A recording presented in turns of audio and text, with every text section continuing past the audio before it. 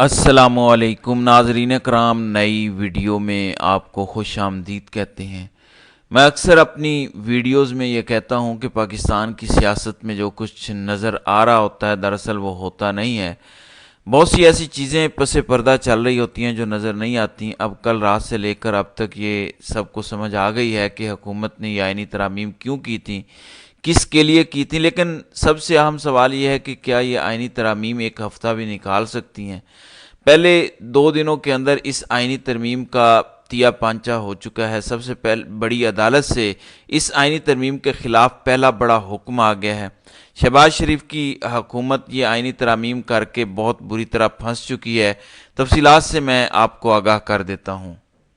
اس خبر کی تفصیل بتانے سے پہلے آپ کو یہ بتا دوں کہ وہ تمام لوگ جو تنقید کر رہے ہیں کہ ہم پچھلے کئی دنوں سے بار بار اپنی ویڈیوز میں کہہ رہے تھے کہ justice Mansoor Ali Shah chief justice of Pakistan ہوں گے، لیکن رات گئے جسٹس یحییٰ آفریدی کو چیف جسٹس نامزد کیا گیا۔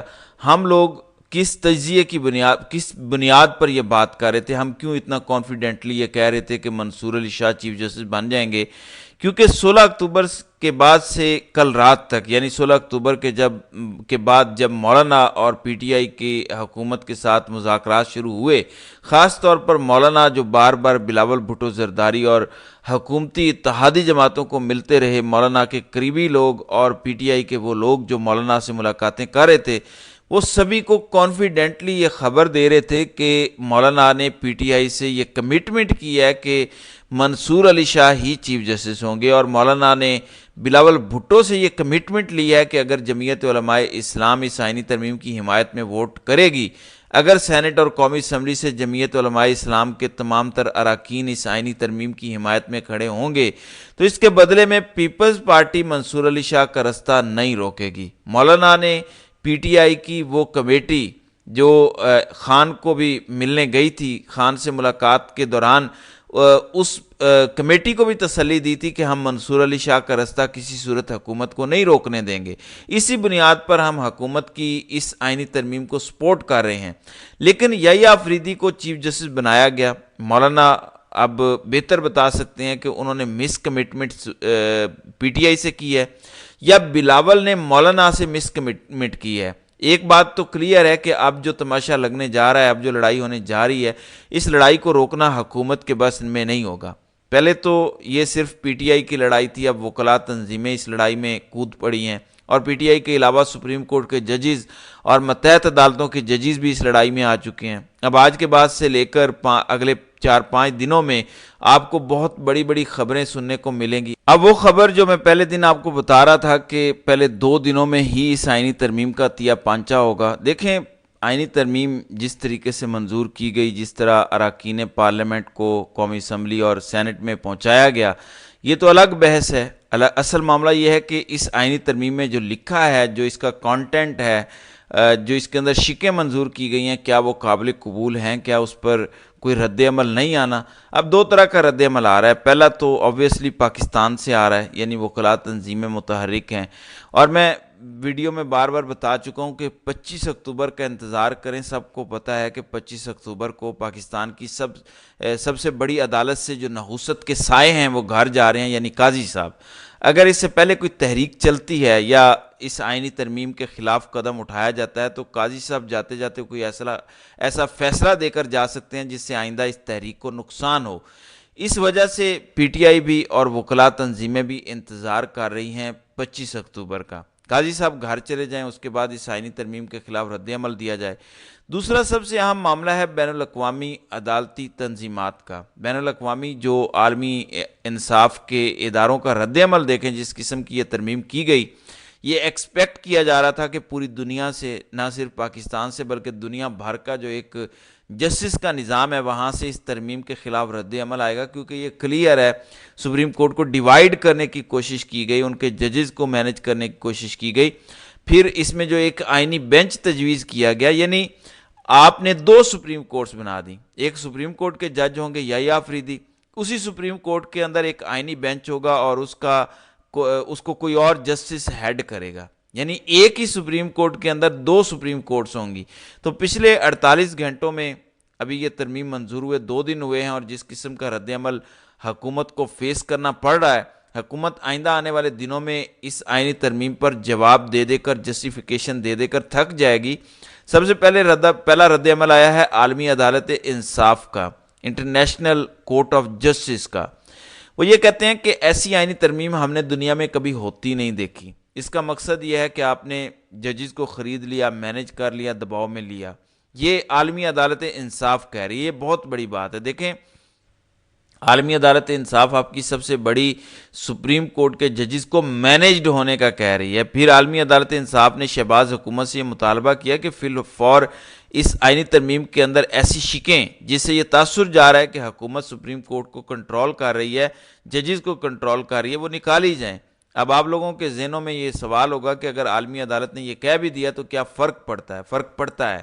دیکھیں، عالمی عدالت انصاف سے حکومت پاکستان کو کئی بار رجوع کرنا پڑتا ہے۔ کئی ایسے کیسز ہوتے ہیں جو ہم انٹرنیشنل فورمز پر لڑتے ہیں، مثلا کلبھوشن یادو کا کیس عالمی عدالت انصاف میں گیا۔ اگر ہماری ریپوٹیشن عالمی عدالت میں یہ ہوگی کہ حکومت نے، سیاستدانوں نے سپریم کورٹ کے ججز کو کنٹرول کرنے کے لیے ترمیم کی، تو آپ یاد رکھیں کہ پھر عالمی عدالت انصاف سے پاکستان کو انصاف نہیں ملے گا۔ شہباز حکومت تو فارغ ہے، ہم نے پاکستان کا مقدمہ لڑنا ہے، پاکستان کو ریلیف نہیں ملے گا بحیثیت ایک ملک اور ایک قوم کے۔ کیونکہ کچھ دن پہلے پی آئی اے کا ایک کیس عالمی عدالت انصاف گیا اور وہاں پی آئی اے ہار گئی۔ عالمی عدالت انصاف میں وقتاً فوقتاً ہمیں جانا پڑتا ہے۔ اب وہ کہہ رہے ہیں کہ شہباز حکومت نے یہ آئینی ترمیم کر کے ججز کو کنٹرول کرنے کا پلان بنایا، اس آئینی ترمیم کو ختم کرنا ہوگا یا اس میں سے یہ شکیں نکالنی ہوں گی جو بتا رہی ہیں کہ یہ ججز کو کنٹرول کر رہے ہیں۔ دوسرا ہے انٹرنیشنل کمیشن آف جسٹس۔ یہ بڑی امپورٹنٹ تنظیم ہے، یہ یورپ کی تنظیم ہے، لیکن دنیا بھر میں جہاں جہاں انصاف کی بات ہوتی ہے، جہاں جہاں عدالتی نظام یا سٹرکچر کی بات ہوتی ہے، وہاں پر انٹرنیشنل کمیشن آف جسٹس بڑا کام کرتی آئی ہے۔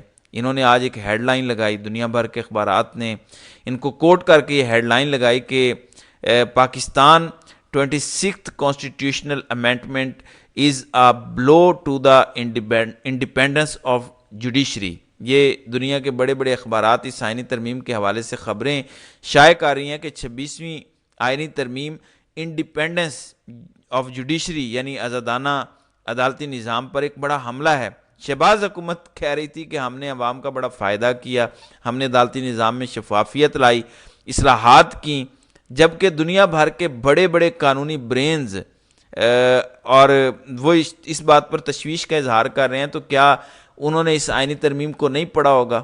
کیا وہ کم پڑھے لکھے لوگ ہیں یہاں پر پاکستان میں جو قانون کے چیمپئن بنتے ہیں، جیسے اعظم نذیر تارڑ ہے یا عطا تارڑ ہے؟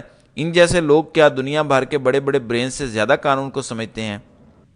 اب کل رات کو جو یحییٰ آفریدی کو نیا چیف جسٹس نامزد کیا گیا، ویسے تو آج سپریم کورٹ میں بہت بڑا تماشا لگنے جا رہا ہے، کیونکہ کل رات سے لے کر اب تک بے شمار افواہیں اور قیاس سرائیاں یحییٰ آفریدی کے حوالے سے بھی گردش کر رہی ہیں، اور سب سے اہم ملین ڈالر سوال تو یہ ہے کہ کیا منصور علی شاہ اور منیب اختر یحییٰ آفریدی کے انڈر کام کریں گے یا وہ ریزائن کر دیں گے؟ ظاہر ہے 2 ججز کو سپر سیڈ کیا گیا۔ البتہ میں آپ کو یہ بتا دوں کہ دنیا بھر کی کسی عدالت میں، کسی سپریم کورٹ میں، ہائی کورٹ میں ایسا نہیں ہوتا کہ قومی اسمبلی کی ایک پارلیمانی کمیٹی یہ ڈیسائیڈ کرے کہ ملک کا نیا چیف جسٹس کون ہوگا۔ یہ صرف پاکستان ہے، دنیا کا واحد ملک جہاں پر سیاستدان طے کر رہے ہیں کہ چیف جسٹس کون ہوگا۔ ظاہر ہے اگر سیاستدان طے کر رہا ہے، چن رہا ہے، اس کی سلیکشن کر رہا ہے، تو کہیں نہ کہیں کانفلکٹ آف انٹرسٹ تو آ گیا، کیونکہ اگر سیاستدان ڈیسائیڈ کرے گا تو سیاسی حکومتوں کو انٹرفیرنس کرنے کا موقع ملے گا۔